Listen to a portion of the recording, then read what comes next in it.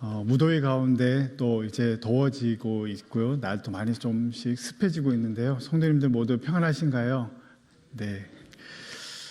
오늘은 우리 디도서 함께 2장의 11절에서 15절까지의 말씀을 두고 오늘 함께 말씀을 나누고자 합니다. 디도서는 굉장히 우리에게 잘 읽혀지지 않는 성경 중에 하나입니다. 그리고 굉장히 분량이 짧습니다. 저도 디도서를 읽으면서 늘 이렇게 드는 생각이 무엇이냐면, 첫째는 이 디도서의 본문이 진짜 짧구나라는 것을 이렇게 느끼고요. 두 번째는 이 짧은 분량에 비해서 이 디도서는 그렇게 내용이 얕은 말씀이 결코 아니다라는 생각들을 거듭 하게 됩니다. 하나님의 말씀이시기 때문에 그러기도 하고, 또한 오늘 이 디도서의 말씀이 다루고 있는 그 내용의 그 깊이와 무게가 바로 그러한 것을 우리에게 알려줍니다. 우리는 분량이 작다 해서 성경에 있는 그 여러 성경책 안에 있는 내용들 중에서 그 분량만 보고 성경을 판단해서는 안 됩니다. 예를 들어 빌레몬서 같은 경우는 몇 장일까요? 혹시? 빌레몬서는 한 10장이 되는 것 같은데 그렇지 않고 한 장입니다. 이 빌레몬서만 보더라도 우리가 분량본 보면 이것이 그렇게 중요한 말씀일까라고 생각할 수 있지만, 이 진정한 기독교 안에서 이 사랑과 용서에 대해서 가르쳐주고 있는 이 중요한 말씀이 바로 이 빌레몬서입니다. 우리는 이 용서라는 주제를 가지고 살아가는 것 얼마나 어려운지 모릅니다. 용서해야 되는 것, 갓난 아기, 어린 아이도 알지만 용서하고 살아가는 것 어렵습니다. 용서가 무엇인지, 어떻게 우리는 용서하고 살아가야 되는지, 주님이 우리에게 보여주신 사랑과 용서가 무엇인지를 알게 됩니다. 디도서는 이 3장의 분량의 이 말씀인데요. 이 디도서가 결코 내용이 얕지 않다라고 말할 수 있는 분명한 이유가 있습니다. 그것은 바로 이 하나님의 은혜에 대하여 볼 수 있는 이 눈을 열어주기 때문입니다. 디도서에서 말하고 있는 이 하나님의 은혜, 우리는 신앙생활하면서 얼마나 하나님의 은혜라는 말을 많이 듣습니까? 그렇다면 오늘 본문에 나와 있는 이 디도서에서는 하나님의 은혜를 어떻게 말하고 있을까요? 우리는 하나님의 은혜를 말할 때 나 개인의 초점을 맞춰서 내가 하나님의 은혜를 받는 것, 거기에서만 우리가 멈춰설 때가 있지만, 이 결론적으로 말하면 이 디도서는 이 개인의 차원에서만 머물러 있지 않는다라는 것입니다. 왜냐하면 이 디도서가 가지고 있는 배경적인 특성이 있기 때문입니다. 이 디도서의 이 배경이 되는 이 그레데에 대해서는 우리가 익히 알고 있는 바입니다. 우리는 신앙생활하는 가운데 이 하나님의 은혜라고 할 때, 신앙생활 하면서 내가 언젠가는 주님 앞에 서게 될 텐데, 그래, 그때 천국 가는 것, 이쯤으로 여길 때가 있습니다. 그러나 바울은 디도서에서 하나님의 은혜, 하나님의 이 은혜의 복음을 그렇게 그 안에 제한하지 않습니다. 디도서에서 말하고 있는 이 하나님의 은혜, 이 은혜의 복음은 한마디로 말하면 개인을 변화시킬 뿐만 아니라 가정을 변화시키고요, 또 공동체를 변화시키고 사회를 변혁시킬 수 있는 바로 이 변혁의 이 복음이 바로 하나님의 은혜의 이 복음이다라고 가르쳐 줍니다. 한마디로 말하면 이 변혁의 복음, 이것을 디도서는 우리에게 알려주고 있습니다. 변혁, 이것은 아주 급격하고 근본적인 변화를 일으키는 것을 말하는 것입니다. 복음이 개인에게 들어갑니다. 개인이 변하고요. 복음이 가정에 들어갑니다. 가정이 변합니다. 복음이 한 교회에 들어갑니다. 교회를 변화시켜 놓고요. 복음이 사회에 들어갑니다. 사회를 변화시켜 버립니다. 이것이 바울이 바라보는 복음의 힘과 능력인 것이죠. 우리는 이 세상의 이 변화에 대하여 관심이 많습니다. 어떻게 하면 이 세상이, 이 사회가 좀 더 나은 사회가 될 수 있을까? 좀 더 나은 세상이 될 수 있을까에 대하여 우리는 많은 관심을 가집니다. 그것이 1차적으로 드러나고 있는 것이 바로 각종 선거가 그러할 것입니다. 우리는 정치, 경제, 사회, 문화 다방면에 있어서 어떻게 하면 이것이 변화될 수 있을까에 대한 깊은 고민을 가지고 어렸을 때는 그런 생각을 하지 않다가도 시간이 지나고 나면 그런 생각들을 너무나 정말 많이 할 수밖에 없습니다. 그러나 이 바울은 이 문제의 이 핵심을 바로 단지 한 개인을 구원하는 이 복음에 제한하지 않고 이 복음이 앞으로 나아가 개인을 넘어 한 가정을 넘어 한 사회를 변화시킬 수 있는 그 능력의 힘이라는 것, 원천이라는 것을 바울은 분명하게 확신하고 있었습니다. 바울은 그레데 섬에서 복음이라는 이 중요한 것을 던집니다. 이것이 단지 우리가 생각할 때 우리가 요즘 이스라엘과 또 이란의 이 전쟁에 대해서 이렇게 보게 되는데요. 이것은 그냥 재래식 무기를 그냥 한두 개 던지는 것이 아니라 바울이 생각하는 성경이 말하는 이 하나님의 은혜, 이 복음은 바로 핵폭탄급이라는 것입니다. 참된 복음으로 바울은 충분하다라는 것을 강조하고 있는 것이죠.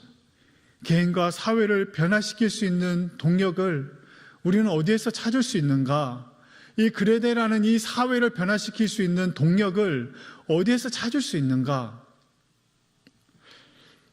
그것은 바로 하나님의 은혜만이 이 사회를 진정으로 변화시킬 수 있는 바로 원동력이 된다라는 것을 가르쳐 줍니다. 그레데 섬에 대해서는 우리가 너무나 잘 알고 있습니다. 1장 12절에서 이런 말씀이 있었습니다. 제가 한번 읽어보겠습니다. 그레데인 중에 어떤 선지자가 말하되 그레데인들은 항상 거짓말쟁이며 악한 짐승이며 배만 위하는 게으름뱅이라 라는 말씀 기억하실 것입니다. 그레데, 그것은 바로 어떤 선지자가, 철학자가 말했던 것처럼 항상 거짓말쟁이, 그리고 신뢰할 수 없고 악한 짐승들이며 배만 위하는, 인간이 가지고 있는 그 욕망을 채우는데 가장 큰 관심을 두고 살아가는 곳이 바로 그레데라는 것입니다. 이것을 보면 오늘의 우리의 사회와 크게 다르지 않은 것이죠. 한마디로 말하면 그레데 섬 어디를 가도 희망을 찾아볼 수 없는 곳, 그것이 바로 그레데 섬이라는 것입니다. 사회 어디를 봐도 절망적이고 회복 불가능해 보이는 곳, 그것이 그레데이고, 개인과 사회 안에 이 심적인, 이 영적인 아노미 현상이 일어난 곳이 바로 이 그레데 섬이다라는 것입니다. 왜 그럴까? 이 로마 시대의 이 그레데라는 섬은 다양한 민족과 문화가 얽혀 있었던 곳이라고 합니다. 당연히 혼합주의 이 문화가 그 안에 자리하고 있고요. 사회적 혼란과 도덕적으로도 타락해 있던 사회가 바로 이 그레데 섬이라는 것입니다. 당시 그레데는 도덕적으로 이 타락한 도시의 대명사였습니다. 여기에서 이 복음을 전한다고 하는 것은 그냥 단지 몇몇 사람들을 그냥 전도하는 차원의 문제가 아니었습니다. 바울이 바라볼 때 이 복음과 이 타락한 이 그레데라는 이 지역과의 이 관계 속에서 바울이 이 복음에 대하여 이 변화의 원동력이라고 믿고 있었던 것은 바로 이 문화와 이 가치관이 이 세상의 가치관으로 흠뻑 젖어 있는 이곳에서 이것을 변화시킬 수 있는 변혁의 능력은 바로 복음 안에 있다라는 것을 그가 주장하고 성경은 우리에게 가르쳐주고 있는 것입니다. 그런데 생각해 보면 바울은 굉장히 똑똑한 사람입니다. 법적으로도 그는 해박했을 것이고 이 세상을 변화시켜가는 일에 대하여 그는 누구보다도 많은 지혜가 있었던 사람일 것입니다. 철학적인 해안도 있었을 것입니다. 어떻게 하면 그 사회를 좀 더 나은 사회로 바꿀 수 있을 것인지에 대하여 고민했을 것입니다. 그런데 그는 이 답답해 보이는 이 그레데 이 사회를 바라보면서 그가 관심 있게 보았던 것은 다름 아닌 복음이었습니다. 바울은 언제나 복음이 가지고 있는 힘과 이 강력함을 그는 주목하고 그것에 바로 관심을 두고 있었던 것입니다. 그가 정치적인 이해와 경제적인 이해와 사회적인 이해나 여러 지식이 부족한 사람이라서가 아닐 것입니다. 그것은 복음만이 진정한 복음의 변화의 동력이 된다고 하는 이 하나님의 말씀에 대한 굳건한 믿음과 확신이 그의 안에 있었던 것입니다. 그는 똑똑하고 좋은 배경을 가지고 있었기 때문에 좋은 세상을 만드는 여러 방법들에 대해서 어쩌면 알고 있었을 것입니다. 그러나 그가 주장하는 것, 무엇보다 성경이 우리에게 가르쳐주고 있는 그 중요한 사실은 복음이면 충분하다라는 것입니다. 바울은 이 디도서에 뿐만 아니라 신약 성경에서 줄곧 이것을 강조하고 있습니다. 로마서 1장 16절의 말씀을 같이 한번 읽어보겠습니다. 내가 복음을 부끄러워하지 아니하노니 이 복음은 모든 믿는 자에게 구원을 주시는 하나님의 능력이 됨이라. 아멘. 여기에서 능력이라고 말하는 것, 디나미스, 이 두나미스, 여기에서 바로 이 다이나마이트가 파생됐다고 하는 것을 들어보셨을 것입니다. 바울은 복음을 부끄러워하지 않습니다. 왜냐하면 복음은 모든 사람에게 구원을 주시는 하나님의 두나미스, 능력이라는 것을 그는 확신했기 때문입니다. 그는 그가 속해 있는 이 구원과 이 변화를 일으킬 수 있는 그 핵심은 바로 하나님의 이 복음 안에 있다라는 것을 믿었던 것입니다. 고린도후서 5장 17절의 말씀을 같이 한번 읽어보겠습니다. 그런즉 누구든지 그리스도 예수 안에 있으면 새로운 피조물이라. 이전 것은 지나갔으니 보라 새 것이 되었도다. 아멘. 한 개인의 정체성 그리고 뿐만 아니라 삶의 변화, 방향을 송두리째 바꿀 수 있는 것, 그것은 바로 예수 그리스도 안에 있는 이 복음의 능력이다라고 바울은 주장하고 성경은 우리에게 가르쳐 줍니다. 이것은 개인의 문제뿐만 아니라 사회에도 동일하게 적용됩니다. 에베소서의 말씀, 우리 4장의 말씀을 같이 한번 보도록 하겠습니다. 너희는 유혹의 욕심을 따라 썩어져가는 구습을 따르는 옛사람을 벗어버리고 오직 너희의 심령이 새롭게 되어. 아멘. 이 구습을 따르는 옛사람을 벗어버리는 것, 그 한 사회가 추구하고 있는 그 공동체 안에 사람들이 살아가고 있는, 그리고 이 창조 세계를 변화시킬 수 있는 그 능력의 그 힘, 원동력이 바로 복음 안에 있다라고 말하는 것입니다. 갈라디아서 3장 28절 동일하게 이것을 말씀하고 있습니다. 바로 헬라인이나 유대인이나 자유인이나 남자나 여자나 그리스도 안에서 하나다라고 말합니다. 복음은 인종과 계급 그리고 성별 등 이 사회적인 장벽을 뛰어넘어 그것을 그리스도 예수 안에서 하나 되게 만들 수 있는 능력이다라는 것을 성경은 우리에게 가르쳐주고 있습니다. 그렇다면 디도서에서는 이것이 어떻게 표현되고 있을까요? 바로 디도서 우리가 함께 읽었었던 이 11절의 말씀을 같이 한번 읽어보겠습니다. 모든 사람에게 구원을 주시는 하나님의 은혜가 나타나. 아멘. 여기에서 오늘 자막을 계속 띄워주시면요. 모든 사람에게 구원을 주시는 하나님의 은혜가 나타나라고 말합니다. 여기에서 이 나타나라고 하는 이 표현을 주목해서 볼 수 있기를 바랍니다. 모든 사람에게 구원을 주신 하나님의 은혜가 그냥 나타났다라는 것, 우리가 이렇게 생각할 수 있지만 여기에서 나타나라고 하는 이 단어는 이 그리스 문학에서 굉장히 어려운 상황에 놓여 있을 때 어떠한 영웅이 등장해서, 신이 등장해서 그 어려운 답답한 그 문제와 그 환경들을 그것을 변화시켜가고 그것을 구원해낼 때 사용해내는 단어입니다. 누군가를 위협으로부터, 어려움으로부터 구출할 수 있는 것, 그런 영웅의 등장, 그것이 바로 오늘 이 나타나라는 단어에 바로 표현되고 있는 것입니다. 성도님들께서는 영웅하면 어떠한 것이 생각나십니까? 주일학교 아이들의 경우는 슈퍼맨, 배트맨, 뭐가 있을까요? 스파이더맨, 아이언맨, 또 마동석 아십니까? 역사적으로도 그러할 것입니다. 역사적으로 우리가 잘 알고 있는 세종대왕, 이순신 장군, 그리고 또 유비관우 장비, 또 우리 예전에 또 TV 방송에서 보았던 그 장군의 아들 이 김두한. 우리가 생각하는 영웅의 이 모습은 이러한 모습들이죠. 그리고 그뿐만 아니라 또 정치적인 입장, 견해에 따라 다르지만 또 역대 대통령 중에서 그러한 인물들을 생각하시는 분들도 계실 것입니다. 사실 주위를 조금만 둘러보면 우리 오늘의 이 사회가 추구하고 바라보고 갈구하는 것이 있는데 그것은 바로 영웅의 등장입니다.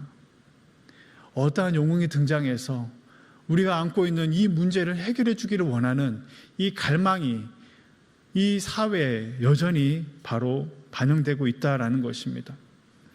바울은 나타났다라고 하는 이 표현을 누구에게 쓰고 있는지를 주목해 볼 수 있기를 바랍니다. 바로 하나님의 은혜가 나타났다라고 말합니다. 우리 이 세상을 변화시키고 개인과 사회와 이 가정을 변화시킬 수 있는 진정한 영웅, 진정한 우리가 바라보아야 될 바로 이 변화의 주체, 그 원동력은 바로 다름 아닌 하나님의 은혜다라고 보고 있는 것입니다. 바울은 13절에서 이와 같은 말씀을 말합니다. 하나님의 말씀 13절 같이 읽겠습니다. 복스러운 소망과 우리의 크신 하나님 구주 예수 그리스도의 영광이 나타나심을 기다리게 하셨으니 아멘. 여기서 나타나심이라고 하는 것 동일하게 그러한 단어를 씁니다. 바로 하나님 구주 예수 그리스도의 영광이 나타나심.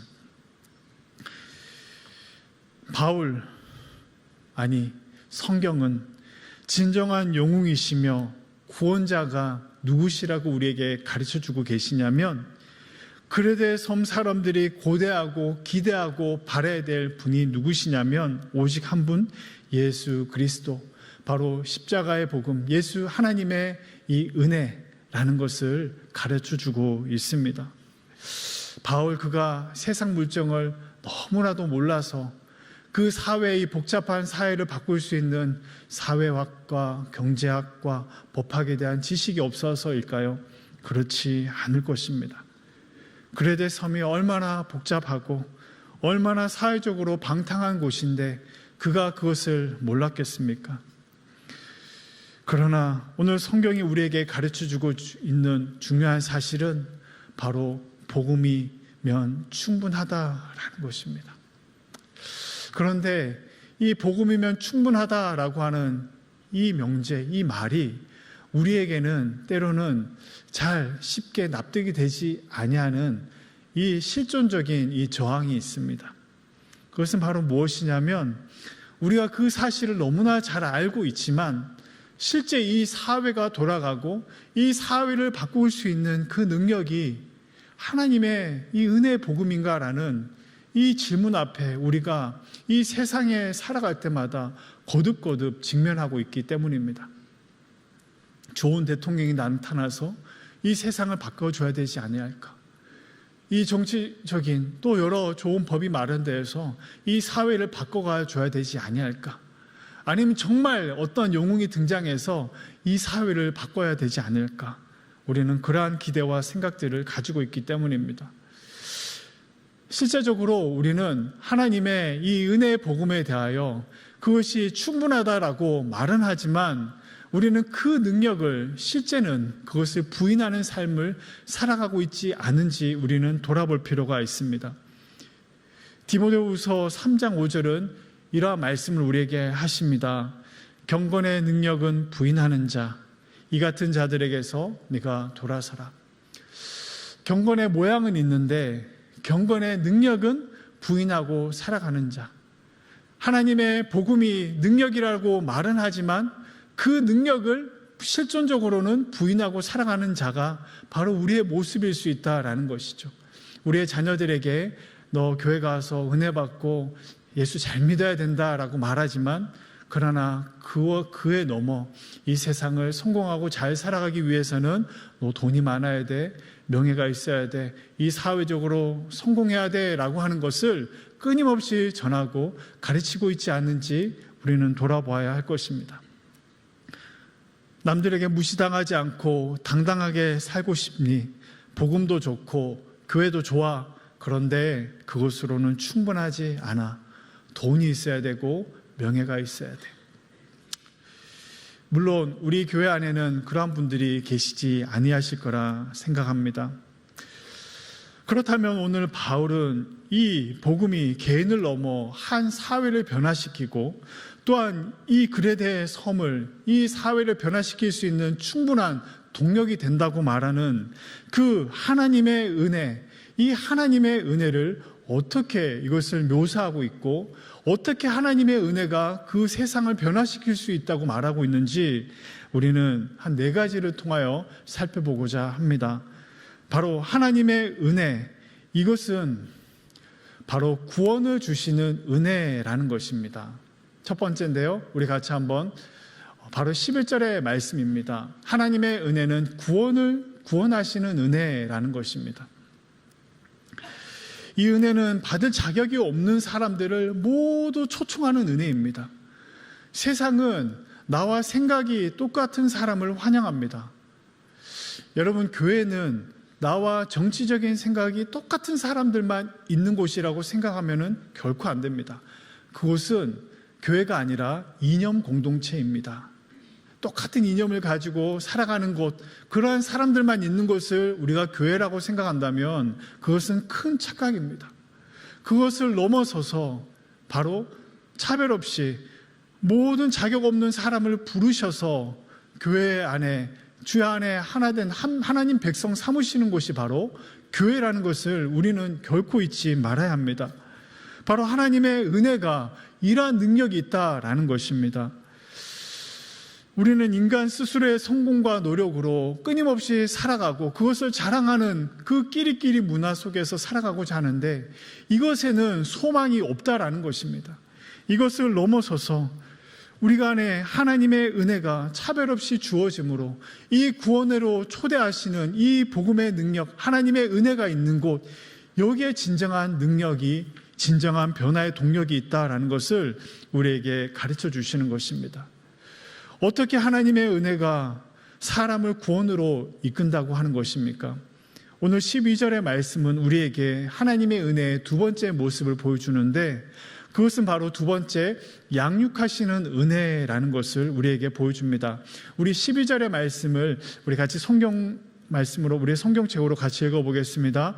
우리를 양육하시되 경건하지 않은 것과 이 세상 정욕을 다 버리고 신중함과 의로움과 경건함으로 이 세상에 살고. 아멘. 하나님의 은혜는 단순히 그냥 우리가 받는 것으로 끝나지 않는다라고 말합니다. 나는 은혜 받았어 라고 하는 것으로 끝나지 않습니다. 은혜는 우리를 양육하십니다. 은혜를 받으면 어떤 일이 일어나느냐? 오늘 말씀에서 보면 경건하지 않는 것, 이 세상의 정욕을 버리게 만든다라고 말하는 것입니다. 여러분, 우리가 이 세상의 잘못된 것 자녀들에게, 우리의 다음 세대들에게 끊임없이 가르치고 말하지만 버리지 않습니다. 버리지 못합니다. 우리의 입만 아플 때가 너무나 많습니다. 그러나 소용없는 것은 아니지요. 그러나 이 하나님의 은혜가 양육하면은 어떤 일이 일어난다고 합니까? 경건하지 않은 것을 버리게 된다고 말합니다. 그리고 이 세상 정욕을 버리는데 다 버리게 된다고 말합니다. 하나님의 은혜를 받으면 담배, 술, 끊어야 될 것 다 정리할 수 있도록 하나님께서 하신다라는 것입니다. 두 번째 무엇입니까? 어떠한 양육을 합니까? 하나는 버리게 하시고 하나는 취하게 하십니다. 신중함을 취하게 합니다. 바로 절제를 취하게 합니다. 의로움을 취하게 합니다. 하나님의 이 공의를 취하게 합니다. 경건함으로 이 세상을 살아가는 것을 품고 살아갈 수 있는 능력이 바로 어디에서 나온다고요? 하나님의 은혜 안에 있다라는 것입니다. 여러분, 우리는 하나님의 은혜를 그냥 은혜되는 찬송을 한번 부르는 것, 거기서 눈물 한번 흘리는 것으로 우리가 생각할 때가 얼마나 많은지 모릅니다. 우리가 오늘 말씀을 통해서 볼 수 있는 것은 하나님의 은혜는 우리를 성화의 길로 인도하시고 정말 하나님의 백성답고 하나님의 자녀다운 삶으로 우리를 이끌어 가시는 능력이라는 것을 거듭 우리에게 말씀하십니다. 세 번째, 하나님의 은혜는 무엇입니까? 우리 세 번째는 선한 삶으로 이끄시는 은혜라는 것입니다. 우리 같이 14절의 말씀을 같이 한번 읽어보겠습니다. 시작. 모든 불법에서 우리를 속량하시고 우리를 깨끗하게 하사 선한 일을 열심히 하는 자기 백성이 되게 하려 하심이라. 아멘. 하나님의 은혜는 우리를 선한 삶으로 이끌어 가신다라는 것입니다. 여러분 놀랍지 않습니까? 하나님의 은혜는 우리로 하여금 이 선한 삶을 살아갈 수 있는 동력을 우리에게 주신다라는 것입니다. 우리의 자녀, 우리의 다음 세대, 우리의 구역의 식구들, 우리의 교회, 우리의 사회와 공동체, 이것을 변화시킬 수 있는 능력은 법을 통해서 좋은 법을 만들었어도 좋겠지만 바로 하나님의 은혜를 통하여서 하나님의 은혜를 받게 되고 하나님을 만나게 되면, 예수 그리스도를 만나게 되면 선한 행실을 하는 원동력이 생기고 변화된 삶의 열매를 맺게 한다라는 것을 성경은 우리에게 가르쳐 주십니다. 네 번째는 무엇입니까? 네 번째는 바로 미래의 소망을 주시는 은혜라는 것을 우리에게 보여줍니다. 우리 13절의 말씀을 우리 같이 한번 읽어보겠습니다. 너는 이것을 말하고 권면하며 죄송합니다. 다시 읽겠습니다. 시작.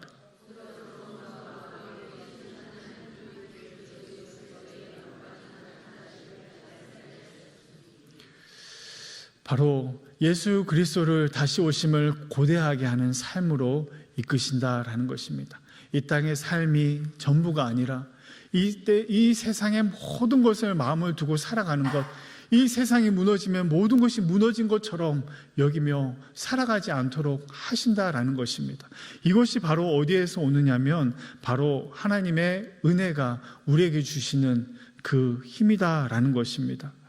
바울은 사도행전 20장 32절에서 에베소 장로들에게 이러한 말씀을 남겼습니다. 제가 한번 읽어보겠습니다. 주와 및 그 은혜의 말씀에 부탁하노니 그 말씀이 여러분을 능히 든든히 세우사. 아멘. 바울은 이 에베소 장로들에게 에베소 교회를 맡기고 떠나가는 가운데 무엇에 이 교회를 맡긴다고 말합니까? 주님과 및 그 은혜의 말씀에 부탁한다라는 것을 말합니다. 그 말씀이 여러분을 능히 든든히 세울 것입니다 라고 말하고 있습니다. 바울은 시종일관, 성경은 시종일관, 그 말씀이 가지고 있는 능력, 하나님의 그 은혜가 가지고 있는 능력을 우리에게 강조합니다. 그러나 오늘 우리의 믿는 자들, 우리의 성도들, 그리고 이 세상 사람들은 여전히 그리스도가 아닌, 하나님의 은혜가 아닌 영웅을 쫓아 살아갑니다. 찰스 디킨스는 이런 말을 합니다. 우리 주위에는 왜 이렇게 위인이 없을까? 이런 질문을 던집니다. 그리고 이 질문에 답하는 건 어렵지 않다라고 하고요. 우리 주위에 위인이 없는 주된 이유는 우리가 늘 위인을 찾아다니기 때문이다. 떠받들 위인을 찾느라 손과 무릎이 바쁜 사람은 절대 위대해질 수 없다. 모든 인간이 정직한 동시에 부정직하다는 사실을 알아채지 못했다라고 그는 지적합니다. 사람들은 모두가 굉장히 바른 것 같지만, 도덕적인 것 같지만 정직함 동시에 그 뒤에 얼마나 부정직하고 얼마나 죄로 오염되어 있는지 사람들은 주목하지 못합니다. 이것이 바로 우리의 인간이 가지고 있는 한계이고 성경이 하나님의 은혜에 우리로 하여금 주목하게 만들고 있는 분명한 이유입니다. 여러분은 어떤 영웅을 기다리십니까? 누구를 기다리고 계시고 누구를 찾으십니까? 성경은 하나님의 은혜가 나타나라고 우리에게 말씀합니다. 예수 그리스도의 십자가의 복음, 이 하나님의 은혜가 그레데를 바꾸고 에베소를 바꾸고 빌립보를 바꾸고 로마를 바꾸고 유럽을 바꾸는 동력이 되었다는 것을 우리는 기억해야 할 것입니다. 하나님의 은혜에 대한 이 확신이 없는 우리의 자신의 모습을 직면하게 됩니다. 나는 정말 하나님의 은혜에 대한 확신과 믿음이 있는가? 경건의 모양은 있는데 경건의 능력을 잃어버리지 않았는가? 이 하나님의 은혜가 우리의 가족과 우리의 공동체와 우리의 교회를 바꿀 수 있는 그 동력이 된다는 믿음이 있는가? 이 질문 앞에 다시금 직면하게 됩니다. 마치 꼭 이것을 이야기하고자 하는 것은 아니지만 우리 교회가 이제 구역이 새로워지고 교회가 새로워지는 데 있어서 여러 많은 프로그램들을 하고 여러 많은 이벤트를 할 수 있겠지만 가장 근본적인 동력을 추구하고 그 변화의 중심에 말씀을 두고 이 교회를 변화시켜 가는 일에 마음을 두고 기도하고 있습니다. 하나님의 말씀, 하나님의 은혜가 충분한가? 라는 이 질문 앞에 성경은 우리에게 가르쳐 줍니다. 하나님의 은혜가 충분하다. 복음이면 충분합니다. 하나님께서 우리에게 이것을 말씀하십니다. 그것이 과연 그러한가? 우리 개인의 삶과 우리의 가정과 우리의 교회와 이 사회 가운데, 이 구로 지역 가운데 하나님의 능력의 이 은혜, 하나님의 말씀이 온전히 선포되어지는 교회를 통하여, 또한 가정을 통하여, 우리의 개인의 삶을 통하여 이와 같은 놀라운 은혜의 역사가 충만할 수 있기를 간절히 소망하고 기도합니다.